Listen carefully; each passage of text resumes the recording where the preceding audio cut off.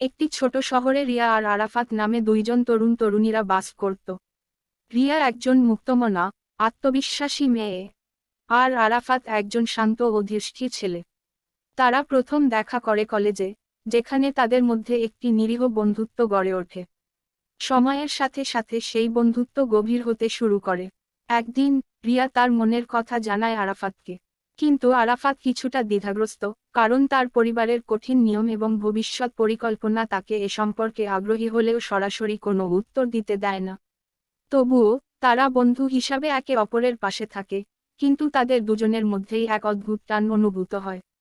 সময়ের সঙ্গে সঙ্গে আরাফাত বুঝতে পারে, তার জীবনে রিয়ার মতো মানুষ তার চাওয়া প্রত্যাশার বাইরেও অনেক মূল্যবান। শেষমেশ সমস্ত দ্বিধা আর পরিবারের চাপে ভেঙে আরাফাত রিয়াকে ভালোবাসার কথা জানায়। দুজনের মাঝে নতুন করে সম্পর্কের শুরু হয়, যেখানে